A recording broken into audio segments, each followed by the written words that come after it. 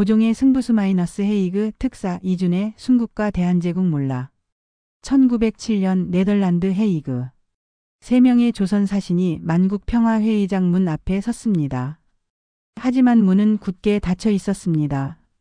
일본의 방해로 회의장 입장조차 거부당한 그들은 어떻게 세계에 조선의 목소리를 전했을까요? 그리고 왜 이준 열사는 헤이그에서 순국하셨을까요? 대한제국 마지막 외교적 노력의 비극적 이야기를 들려드립니다. 나라를 구하기 위해 목숨을 바친 세 사람의 감동적인 실화입니다. 밀사 파견을 결심한 고종 황제의 고뇌와 새 특사의 선발. 1907년 초 대한제국 덕수궁. 깊은 밤 고종 황제의 침전에서는 촛불이 홀로 타오르고 있었습니다. 고종은 창밖을 바라보며 깊은 한숨을 내쉬었습니다. 나이 55, 한때 찬란했던 대한제국은 이제 풍전등화의 위기에 처해 있었습니다. 1905년 11월 그날을 잊을 수가 없었습니다. 일본은 무력을 앞세워 을사능약을 강요했고 대한제국의 외교권을 강탈해 갔습니다. 고종은 끝까지 조약에 도장을 찍지 않았습니다.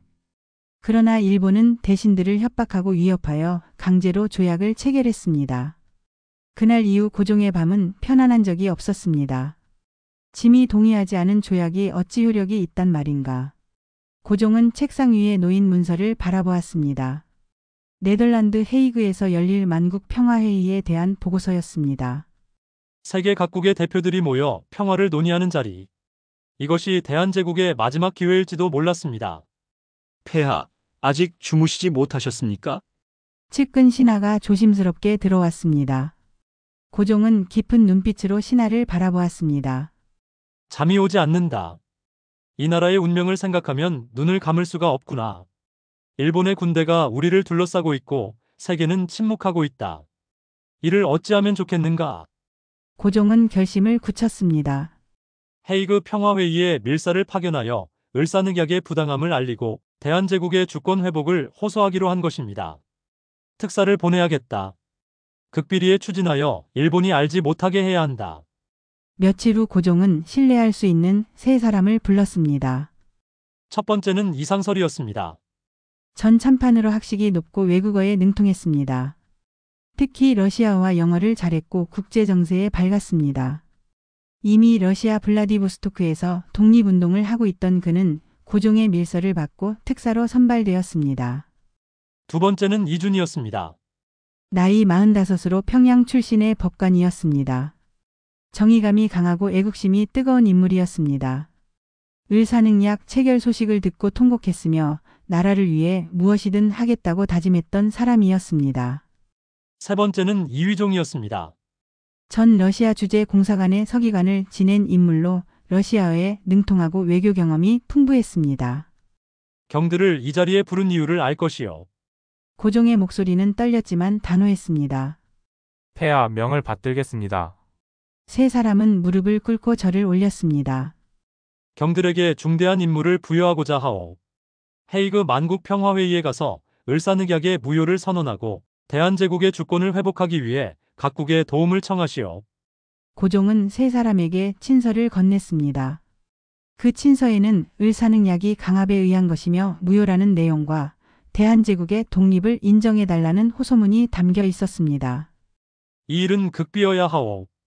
일본이 알게 되면 모든 것이 수포로 돌아갈 것이요. 명심하겠습니다, 폐하. 고종의 목소리가 더욱 낮아졌습니다. 이 일이 성공하지 못한다면 짐도 이 나라도 끝일지 모르오. 하지만 시도하지 않는다면 희망조차 없어. 경들이 우리의 마지막 희망이요. 세 사람의 눈에 눈물이 맺혔습니다. 이 임무가 얼마나 위험한지 자칫하면 목숨을 잃을 수도 있다는 것을 알고 있었습니다. 하지만 조국을 위해 기꺼이 목숨을 바칠 각오가 되어 있었습니다. 폐하, 신들은 반드시 성공하여 돌아오겠습니다. 대한제국의 독립을 반드시 지켜내겠습니다. 이준이 힘차게 말했습니다. 고종은 그들의 손을 하나씩 잡았습니다. 경들을 믿소 부디 살아서 돌아오시오. 출발 전날 밤 이준은 가족들을 모아놓고 작별 인사를 했습니다. 아버님 먼 길을 가신다니 언제 돌아오실 건가요? 아들이 물었습니다. 이준은 아들의 머리를 쓰다듬으며 말했습니다. 아버지는 나라를 위해 중요한 일을 하러 간다. 언제 돌아올지는 아버지도 모른다. 하지만 반드시 살아서 돌아오도록 노력하마. 네가 장성하면 이 나라를 위해 일하는 사람이 되어라. 약속하겠느냐? 예, 아버지 약속하겠습니다. 이주는 아내에게도 마지막 인사를 했습니다. 여보, 당신을 혼자 두고 가게 되어 미안하오. 하지만 이 일은 꼭 해야 하는 일이오. 알고 있어요. 조심해서 다녀오세요. 이주는 집을 나서며 뒤를 돌아보았습니다. 가족들이 손을 흔들고 있었습니다. 그는 눈물을 참으며 발걸음을 옮겼습니다. 혹시 이것이 마지막이 될지도 모른다는 예감이 들었지만 조국을 위해서라면 모든 것을 바칠 각오였습니다. 일본의 감시를 피해 헤이그로 향하는 특사들의 위험한 여행. 이준과 이휘종은 1907년 4월 서울을 출발했습니다. 일본의 감시가 삼엄했기 때문에 일반인으로 변장하고 은밀하게 움직여야 했습니다. 두 사람은 서로 모르는 척하며 각자 다른 시간에 출발했습니다. 기차를 타고 부산으로 향했습니다. 기차 안에서도 긴장을 늦출 수 없었습니다. 일본 경찰이나 밀정이 있을지 모르기 때문이었습니다. 이주는 창밖을 바라보며 스쳐 지나가는 조국의 산하를 눈에 담았습니다. 언제 다시 볼 수 있을지 알 수 없었습니다. 부산에서 배를 타고 블라디보스토크로 갔습니다. 거친 파도가 배를 흔들었지만 두 사람의 마음은 더욱 흔들렸습니다. 조국을 떠난다는 것, 그리고 성공할 수 있을지 알 수 없는 임무를 떠안았다는 것이 무겁게 다가왔습니다. 블라디보스토크에 도착한 이준과 이휘종은 그곳에서 이상설을 만났습니다. 이상설은 이미 그곳에서 독립운동을 하고 있었기 때문에 현지 상황을 잘 알고 있었습니다. 드디어 만났군요. 먼 길 오시느라 고생하셨습니다. 세 사람은 반갑게 악수를 나눴습니다. 하지만 기쁨도 잠시, 이제 더 험난한 여정이 기다리고 있었습니다. 헤이그까지 가려면 시베리아 횡단철도를 타고 가야 합니다. 긴 여정이 될 것입니다. 게다가 일본이 우리를 추적하고 있을 가능성이 높습니다. 각오는 되어 있습니다. 무슨 일이 있어도 헤이그에 도착해야 합니다.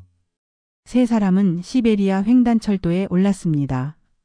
블라디보스토크에서 모스크바까지 가는 긴 여정이었습니다. 기차는 끝없는 시베리아 벌판을 달렸습니다. 창밖으로 펼쳐진 광활한 땅을 보며 세 사람은 조국을 생각했습니다. 기차 여행은 길고 지루했습니다. 며칠 동안 기차에서 생활해야 했고 음식도 제대로 먹지 못했습니다. 게다가 항상 일본의 추적을 경계해야 했습니다. 한 번은 기차 안에서 일본인 승객들과 마주쳤습니다. 세 사람은 긴장했지만 태연한 척 지나갔습니다. 다행히 들키지 않았습니다. 밤에는 좁은 침대 칸에서 임무에 대해 논의했습니다. 헤이그 평화회의에는 44개국 대표가 참석한다고 합니다. 우리는 그들에게 을사늑약의 부당함을 알리고 대한제국의 독립을 도와달라고 호소해야 합니다. 이상설이 자료를 보며 말했습니다. 하지만 쉽지 않을 것입니다. 일본은 이미 강대국이 되었고 많은 나라들이 일본과 친하게 지내고 있습니다. 이휘종이 걱정스럽게 말했습니다. 그래도 해야 합니다. 정의는 우리 편입니다. 강압으로 맺은 조약은 국제법상으로도 무효입니다. 이준이 단호하게 말했습니다. 모스크바에 도착한 후 세 사람은 다시 기차를 갈아타고 서쪽으로 향했습니다. 폴란드를 거쳐 독일로 그리고 마침내 네덜란드로 향했습니다. 여정은 한 달이 넘게 걸렸습니다. 그 긴 시간 동안 세 사람은 서로를 의지하며 버텼습니다. 각자의 역할을 분담하고 회의에서 할 연설을 준비했습니다. 드디어 1907년 6월 세 사람은 헤이그에 도착했습니다. 아름다운 운하와 고풍스러운 건물들이 있는 도시였지만 세 사람의 마음은 무거웠습니다. 이제 진짜 싸움이 시작되는 것이었습니다. 헤이그에 도착하자마자 세 사람은 평화회의 사무국을 찾아갔습니다. 하지만 그곳에서 충격적인 소식을 들었습니다. 죄송하지만 대한제국 대표단은 회의에 참석할 수 없습니다. 사무국 직원이 냉담하게 말했습니다. 무슨 말씀입니까? 우리는 대한제국 황제 폐하의 친서를 가지고 왔습니다. 이상설이 항의했습니다. 그것은 알고 있습니다. 하지만 일본 정부가 대한제국은 이미 외교권이 없다고 주장했고 회의 주최 측이 이를 받아들였습니다. 따라서 공식 회의에는 참석하실 수 없습니다. 세 사람은 망연자실했습니다. 이렇게 먼 길을 왔는데 회의장 문조차 열리지 않다니. 일본의 방해가 이토록 철저할 줄은 몰랐습니다. 회의장 입장 거부와 각국을 찾아다니는 필사적 외교. 헤이그 평화회의장 앞. 웅장한 건물이 눈앞에 있었지만 새 특사에게는 넘을 수 없는 벽이었습니다. 경비병들이 입구를 지키고 있었고 초대장 없이는 들어갈 수 없었습니다. 대한제국 특사들에게는 그 초대장이 주어지지 않았습니다. 이럴 수가 이렇게 끝날 수는 없습니다. 이주는 분노로 떨었습니다. 조국을 위해 목숨을 걸고 이곳까지 왔는데 문턱에서 막히다니. 하지만 좌절할 시간이 없었습니다. 다른 방법을 찾아야 합니다. 공식 회의에 참석하지 못한다면 각국 대표들을 개별적으로 만나야 합니다. 그리고 언론을 통해 우리의 주장을 알려야 합니다. 이상설이 냉정하게 판단했습니다. 세 사람은 작전을 세웠습니다. 먼저 각국 대표들의 숙소를 알아냈습니다. 그리고 하나하나 찾아가기 시작했습니다. 아침 일찍부터 밤늦게까지 쉬지 않고 움직였습니다. 미국 대표를 찾아갔습니다. 대한제국은 일본에 의해 외교권을 강제로 빼앗겼습니다. 을사늑약은 무효입니다. 미국은 정의로운 나라라고 들었습니다. 우리를 도와주십시오. 하지만 미국 대표는 난처한 표정을 지으며 말했습니다. 안타깝게 생각합니다. 하지만 이것은 일본과 대한제국 사이의 문제입니다. 미국이 개입하기는 어렵습니다. 영국 대표를 찾아갔습니다. 영국은 자유와 독립을 중시하는 나라입니다. 대한제국의 독립을 지지해 주십시오. 하지만 영국 대표는 더욱 냉담했습니다. 일본은 우리의 동맹국입니다. 미안하지만 도와드릴 수 없습니다. 프랑스, 독일, 러시아. 세 사람은 수많은 나라의 대표들을 찾아다녔습니다. 하지만 대부분 거절당했습니다. 강대국들은 이미 일본과 이해관계가 얽혀 있었고 약소국 대한제국을 도울 생각이 없었습니다. 이럴 수가 정의는 없단 말입니까? 이주는 좌절감에 무너질 것 같았습니다. 하지만 포기할 수 없었습니다. 언론입니다. 언론을 통해 세계에 알려야 합니다. 이상설이 제안했습니다. 세 사람은 각국 기자들을 찾아다녔습니다. 그리고 기자회견을 열 기회를 얻었습니다. 7월 9일 헤이그의 한 호텔에서 기자회견이 열렸습니다. 각국의 기자들이 모여들었습니다. 새 특사는 떨리는 마음으로 단상에 올랐습니다. 이준이 먼저 나섰습니다. 그는 영어와 프랑스어로 연설을 시작했습니다. 신사숙녀 여러분, 저는 대한제국에서 왔습니다. 오늘 이 자리에 선 것은 우리 조국의 억울함을 세계에 알리기 위함입니다. 기자들은 펜을 들고 기록하기 시작했습니다. 1905년 일본은 무력으로 우리에게 을사늑약을 강요했습니다. 우리 황제 폐하는 이 조약에 결코 동의하지 않으셨습니다. 하지만 일본은 군대를 동원하여 우리 대신들을 협박했고 강제로 조약을 체결했습니다. 이준의 목소리가 점점 커졌습니다. 이것은 명백한 강압입니다. 국제법에 위배됩니다. 강압으로 맺은 조약은 무효입니다. 기자들은 놀란 표정으로 이준을 바라보았습니다. 우리는 독립국가입니다. 우리에게는 자주권이 있습니다. 하지만 일본은 우리의 외교권을 빼앗았고 이제는 우리 땅을 완전히 삼키려 하고 있습니다. 이준은 주먹을 쥐고 말을 이었습니다. 여러분 상상해 보십시오. 여러분의 나라가 강대국에 의해 억압받는다면 어떻겠습니까? 여러분의 자유와 독립을 빼앗긴다면 어떻겠습니까? 그것이 지금 대한제국이 처한 상황입니다. 이준의 눈에서 눈물이 흘러내렸습니다. 우리는 여러분께 도움을 청합니다. 세계의 양심에 호소합니다. 정의가 승리하도록 도와주십시오. 대한제국의 독립을 지지해 주십시오. 이준의 연설이 끝나자 기자회견장은 숭연해졌습니다. 몇몇 기자들은 감동받은 표정이었고 어떤 기자는 눈물을 훔쳤습니다. 이상설과 이휘종도 차례로 연설했습니다. 이상설은 을사늑약의 부당함을 법적으로 설명했고 이휘종은 대한제국의 역사와 문화를 소개했습니다. 기자회견이 끝난 후 세 사람은 숙소로 돌아왔습니다. 기진맥진한 상태였습니다. 우리가 할 수 있는 것은 다 했습니다. 이제 세계의 양심에 맡길 수밖에 없습니다. 하지만 이준은 알고 있었습니다. 아무리 호소해도 강대국들이 움직이지 않으면 소용없다는 것을. 약소국의 슬픈 현실이었습니다. 기자회견에서 터져 나온 조선의 울부짖음. 기자회견 이후 새 특사의 이야기는 유럽 각국 신문에 실렸습니다. 대한제국 특사들의 절규, 동양의 작은 나라가 외치는 독립, 일본의 침략에 맞선 용감한 사신들. 같은 제목의 기사들이 쏟아져 나왔습니다. 여론은 조금씩 움직이기 시작했습니다. 네덜란드와 프랑스의 일부 언론과 지식인들이 대한제국을 지지하는 목소리를 냈습니다. 하지만 그것만으로는 부족했습니다. 공식 회의에서 다루어지지 않는 한 실질적인 도움은 얻을 수 없었습니다. 세 사람은 포기하지 않고 계속 노력했습니다. 더 많은 기자회견을 열었고 더 많은 사람들을 만났습니다. 이주는 특히 적극적이었습니다. 낮에는 각국 대표들을 찾아다니고 밤에는 호소문을 작성했습니다. 거의 잠을 자지 못했습니다. 이준 좀 쉬어야 합니다. 몸이 버티지 못할 것입니다. 이상설이 걱정스럽게 말했습니다. 이준의 얼굴은 창백했고 눈 밑에는 깊은 그늘이 져 있었습니다. 괜찮습니다. 쉴 시간이 없습니다. 지금 이 순간에도 조국은 일본의 압제 아래 신음하고 있습니다. 7월 중순 국제법률가협회가 헤이그에서 모임을 가졌습니다. 새 특사는 이 기회를 놓치지 않았습니다. 협회에 연설 기회를 요청했고 다행히 허락을 받았습니다. 그날 이준이 단상에 올랐습니다. 청중석에는 유럽 각국의 저명한 법률가들이 앉아 있었습니다. 존경하는 법률가 여러분, 저는 오늘 법과 정의에 대해 이야기하고자 합니다. 국제법은 무엇을 위해 존재합니까? 양육강식을 정당화하기 위해서입니까? 아닙니다. 국제법은 약자를 보호하고 정의를 실현하기 위해 존재합니다. 이준의 목소리는 힘이 있었습니다. 1905년 을사능약은 명백한 강압으로 체결되었습니다. 대한제국 황제는 동의하지 않았습니다. 일본은 군대를 동원하여 우리를 위협했습니다. 이것은 국제법 어디에도 정당화될 수 없는 행위입니다. 이준은 손에 든 문서를 들어 보였습니다. 이것은 고종 황제 폐하의 친서입니다. 폐하께서는 을사능약을 인정한 적이 없다고 명확히 밝히셨습니다.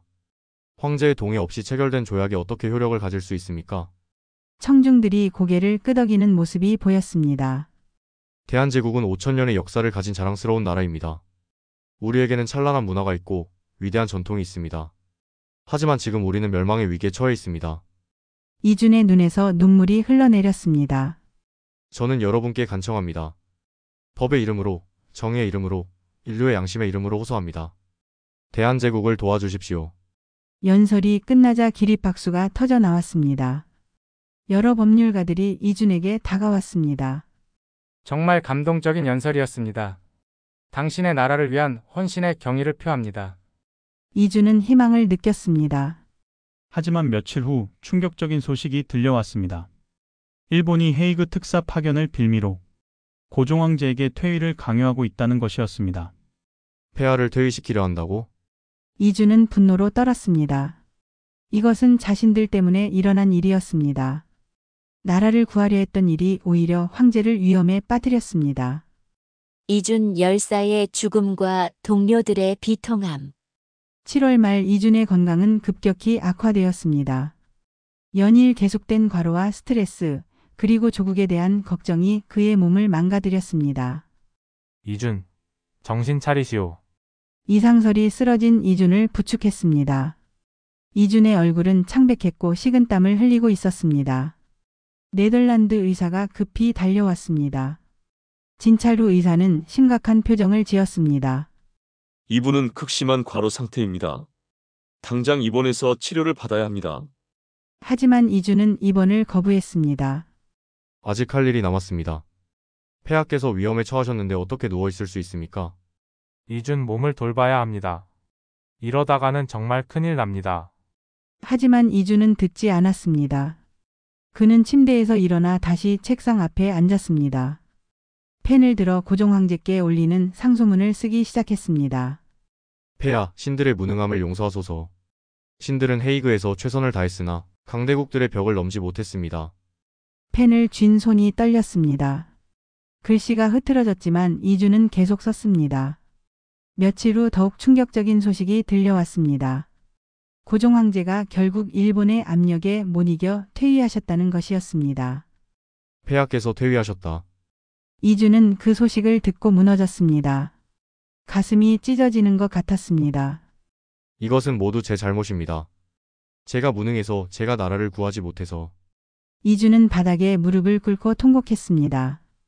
그의 울음소리는 처절했습니다. 이상설과 이휘종도 함께 울었습니다. 그날 밤 이준의 상태는 더욱 악화되었습니다.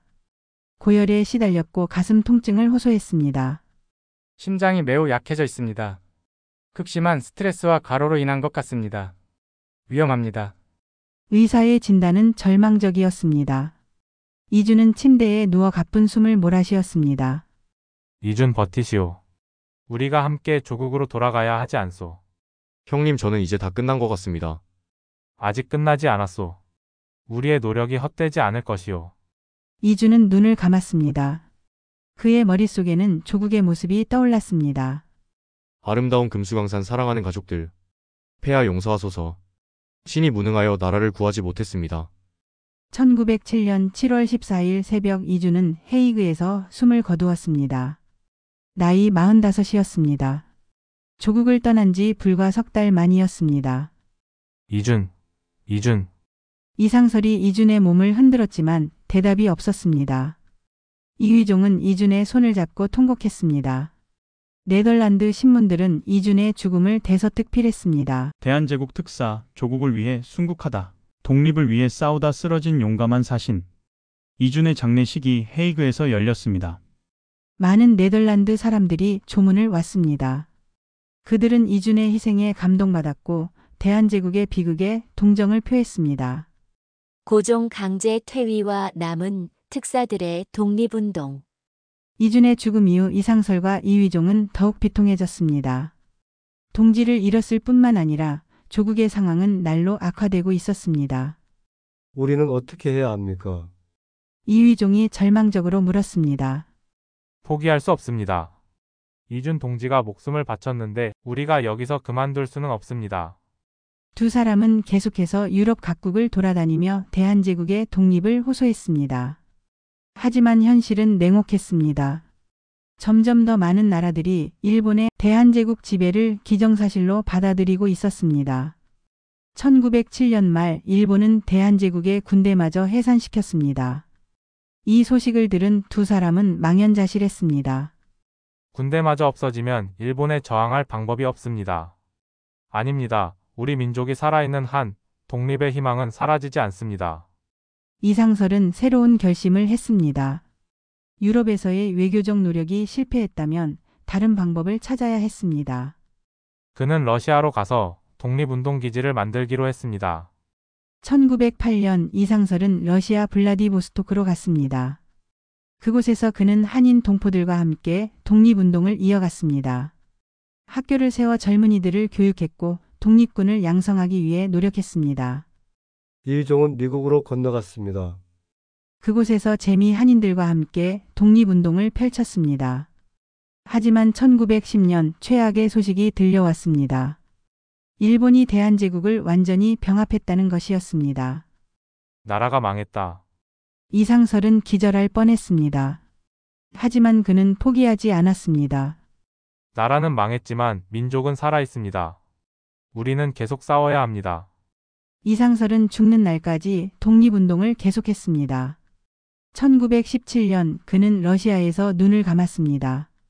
그는 유언으로 말했습니다. 내 유해를 조국이 독립할 때까지 고국에 묻지 말라. 독립된 조국의 땅에 묻어달라.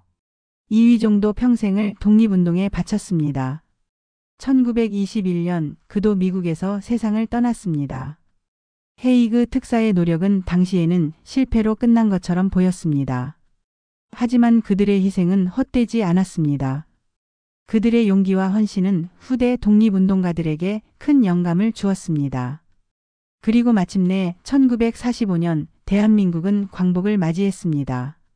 35년간의 일제강점기가 끝났고 우리 민족은 다시 자유를 되찾았습니다. 이상설의 유해는 그의 유언대로 독립 후에야 고국으로 돌아왔습니다.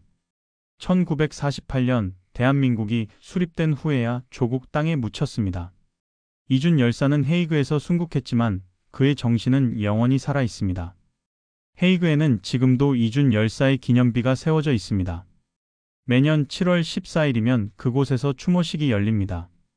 헤이그 특사들은 외교적으로는 실패했지만 정신적으로는 성공했습니다.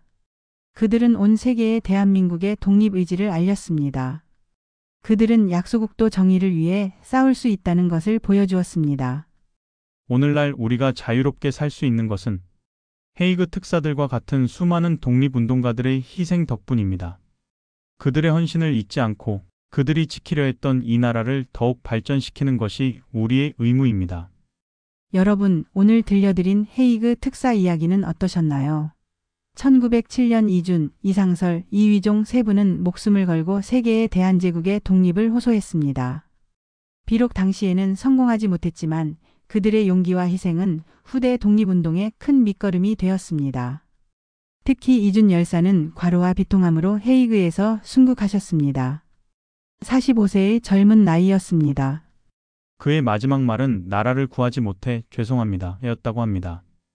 얼마나 가슴 아픈 일입니까? 우리가 지금 누리는 자유와 독립은 결코 공짜로 얻은 것이 아닙니다. 헤이그 특사들과 같은 수많은 독립운동가들의 희생이 있었기에 가능했습니다. 그분들의 헌신을 기억하고 감사하는 마음을 가져야 하겠습니다. 다음 이야기에서는 안중근, 하얼빈에서 이토를 쏟아 의거의 함성이라는 제목으로 1909년 안중근 의사의 이토 히로부미 저격 의거에 대해 들려드리겠습니다. 대한의 독립을 위해 목숨을 바친 또 한 분의 영웅 이야기를 기대해 주세요. 구독과 좋아요 부탁드립니다. 감사합니다.